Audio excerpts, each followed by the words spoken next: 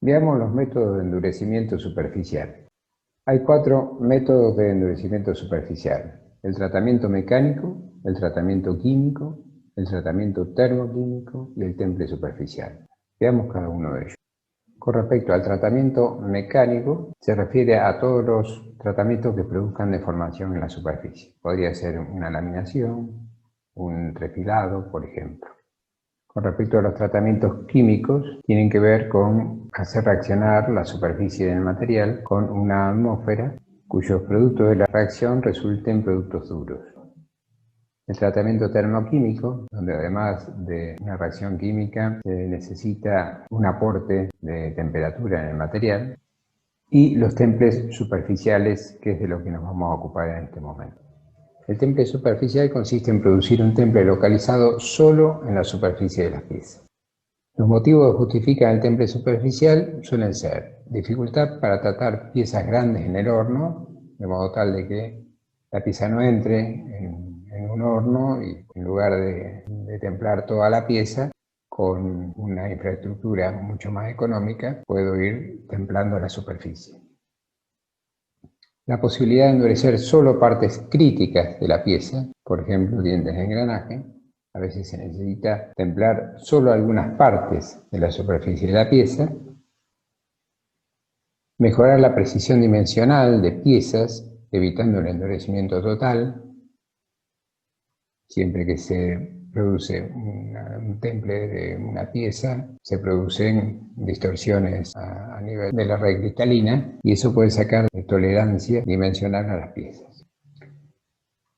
Otro motivo es la posibilidad de usar aceros más económicos, como por ejemplo aceros al carbono en lugar de aceros aliados. A través de estos tratamientos uno le puede inducir una dureza al material similar a lo de los aceros aliados, que son aceros más caros. También el temple superficial permite controlar la profundidad de endurecimiento de las piezas. En muchas piezas es importante el valor de la dureza y cómo va variando esa dureza hacia el interior de la pieza. La inversión de capital es mucho más económica que lo que se requiere para templar las piezas enteras. También este método de temple superficial disminuye los riesgos de aparición de fisuras, por el hecho de que se somete a un tratamiento térmico solamente a una parte muy reducida de la pieza. Los tipos de temple superficial son, por orden de aparición, el temple por llama, el temple por inducción y el temple por láser. En esta gráfica se ve cómo al aumentar el tiempo de calentamiento va aumentando la profundidad en la que el material se ve afectado por el calor. Cuanto mayor es el tiempo de calentamiento, mayor es la penetración del calor hacia el interior de la pieza y de mayor espesor es la capa que uno puede llegar a obtenizar para luego enfriar rápidamente y obtener productos del temple. Con respecto al primer temple, al temple por llama, en este proceso el calentamiento es producido por la combustión de gases de alta potencia calorífica. Uno de ellos es el acetileno, también el gas natural. El control de la profundidad de la capa obtenizada se realiza por medio del flujo de gas combustible y también por el tiempo de permanencia de ese flujo de gas. Pero la potencia calorífica está limitada, pues la alta temperatura de la llama puede inducir sobrecalentamientos superficiales, por lo que se requiere la potencia calorífica adecuada de la llama. La ventaja principal del proceso de calentamiento por llama con respecto al de inducción es que exige una menor inversión. Este es uno de los métodos más económicos para hacer temple superficial, pero tiene algunos inconvenientes. Algunos de ellos son que se puede ejercer un menor control sobre el espesor por su potencia calorífica, menor control de la descarburación también del material, si es un material carburado. Puede tener problemas superficiales si la llama es oxidante, porque produce óxidos que después va a haber que remover y eso puede afectar las dimensiones de la pieza. Y la imposibilidad que tiene este método para acoplarlo a procesos de control numérico. Las formas, digamos, de templar por llama es el método progresivo, donde se ve que el soplete va avanzando sobre la pieza. El giratorio, donde giran los sopletes alrededor de la pieza. o el combinado. Acá tenemos un eje que está templando superficialmente y tenemos los quemadores que van girando alrededor del eje y además van avanzando progresivamente a lo largo del eje. En el temple por llama se necesita establecer las relaciones entre el gas combustible que se utiliza y el oxígeno. Y para cada aplicación, para cada necesidad, generalmente ya hay establecidas algunas reglas, algunas tablas. En este cuadro se ve, por ejemplo, cómo tiene que ser la relación entre el oxígeno y el gas que se utiliza combustible cuando se desea calentar 1 centímetro cuadrado de acero a 815 grados centígrados hasta una profundidad de 3,2 milímetros. Entonces se ve que, por ejemplo, usando gas acetileno, la proporción entre oxígeno y gas acetileno es de 1,1, en el caso de metano es 1,75, en el caso de propano es 4. Están dados también los tiempos de calentamiento para cada gas en esas proporciones y los consumos de los elementos, tanto del gas combustible como del oxígeno utilizado, para hacer la previsión para los tratamientos. Este es un video de un temple superficial por llama de un engranaje.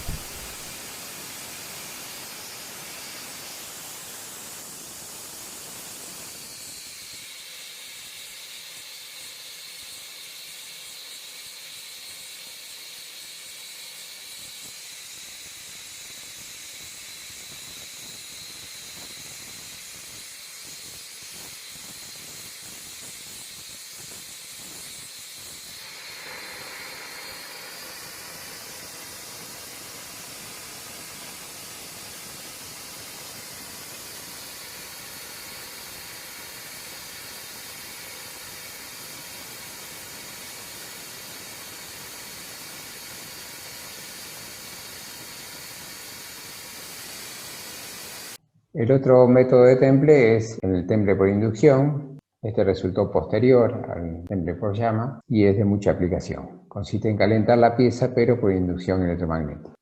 En la figura de arriba se ve cómo es el mecanismo. Una fuente de corriente alterna hace circular corriente por una bobina, la corriente alterna.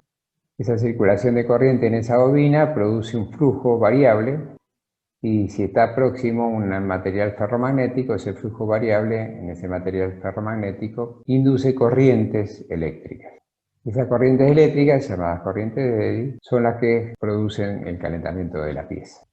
La profundidad de calentamiento de la pieza está muy vinculada con la potencia de la fuente.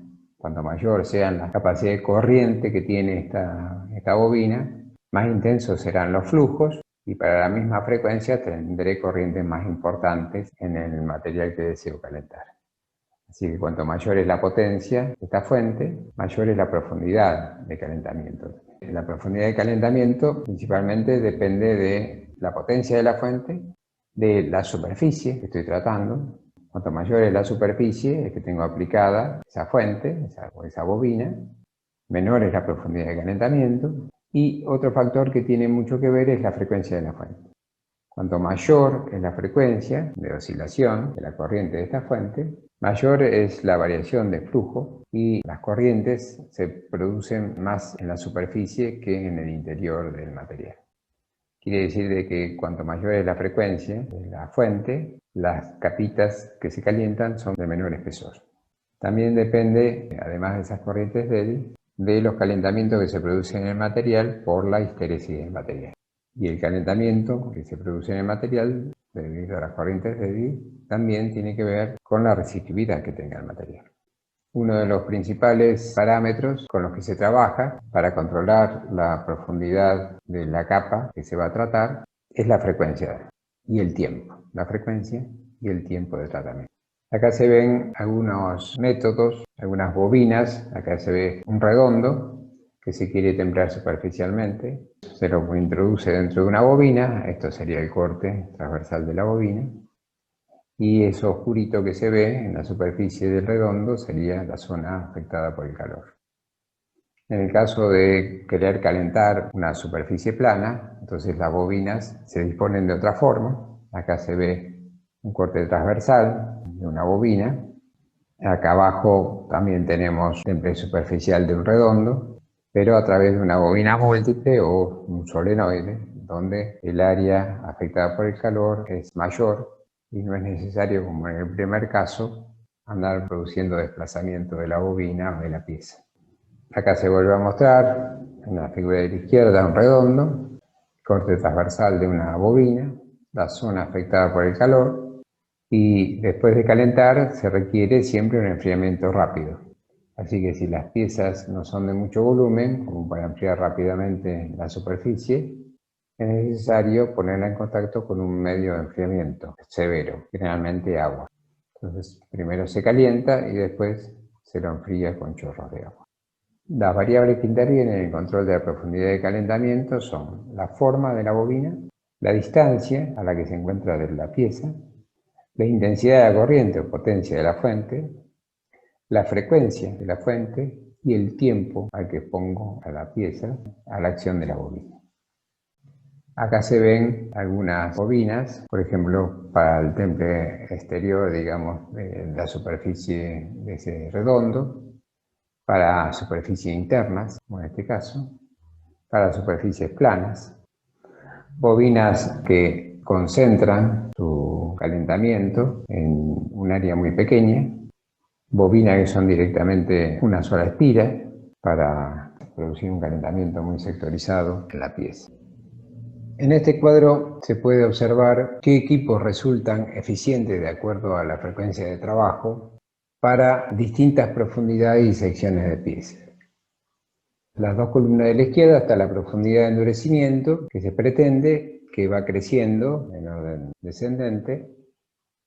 La sección de la pieza también que crece en orden descendiente. Y el resto de las columnas son las distintas frecuencias a las que van trabajando los distintos equipos con los que se suele hacer temple superficial por inducción magnética. Y fíjense que las frecuencias de trabajo de esos equipos van incrementándose a medida que nos vamos corriendo en las columnas hacia la derecha.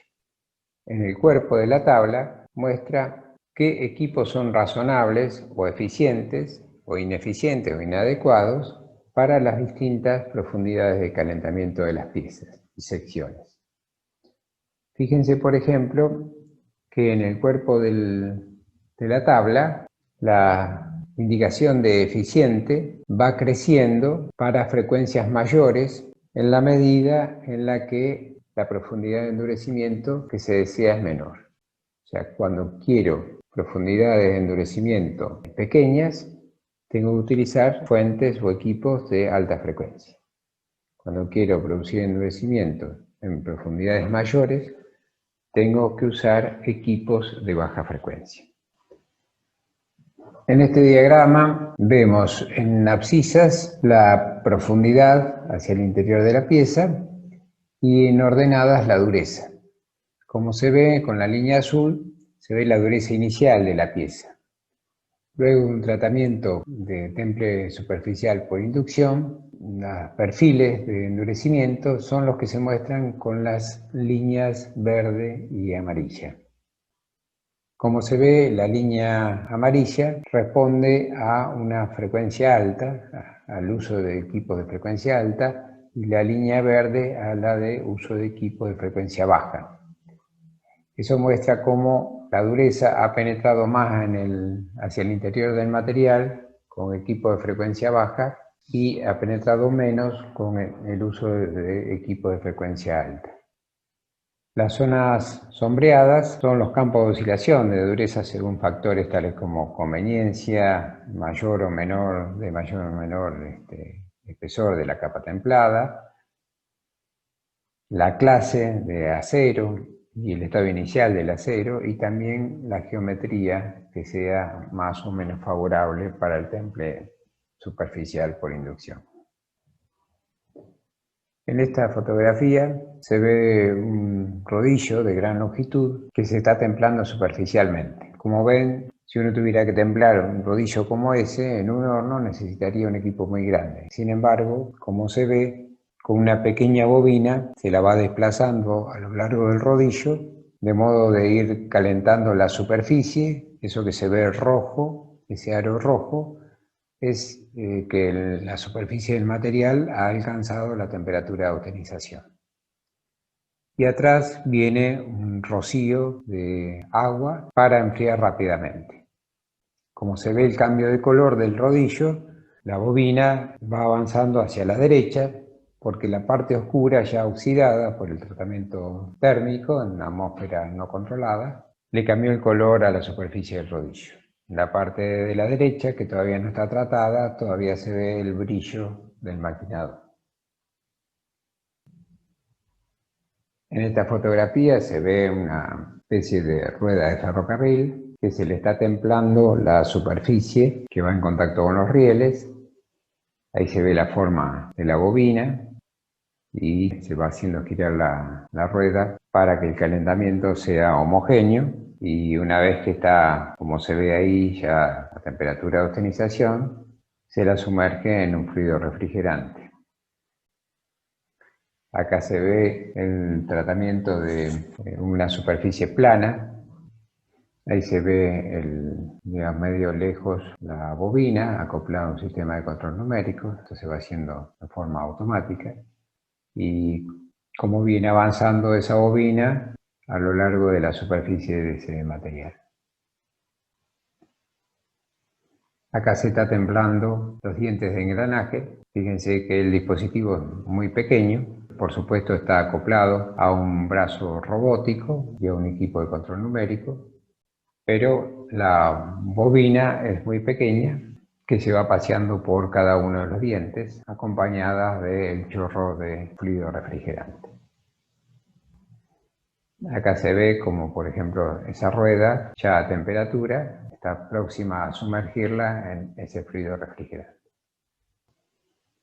En esta otra figura se ve cómo se están templando superficialmente algunas partes de una matriz de estampado. Fíjense, esto que se ve oscurito es por donde ha pasado el temple por inducción. Generalmente cuando se utilizan matrices hay zonas donde el rozamiento es mayor, el desgaste es más intenso, así que solamente es necesario endurecer esas partes para darle mayor vida útil a la matriz. Y como se ve, está todo controlado por un sistema automatizado.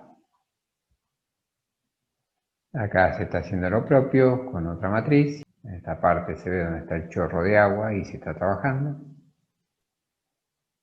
Acá se ve con mayor magnificación cómo va avanzando la bobina. Fíjense que acá el avance es hacia la izquierda. Allá adelante se ve el color rojo, la capa superficial del acero, y atrás viene el chorro de agua refrigerando. Ahora veamos algunos videos de temple superficial por inducción.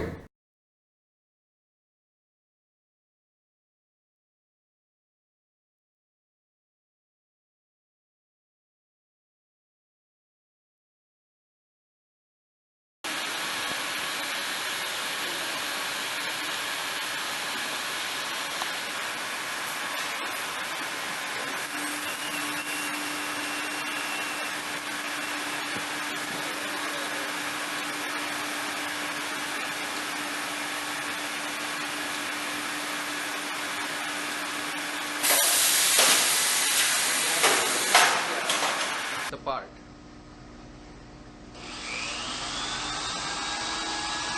The induction heating power is going on now.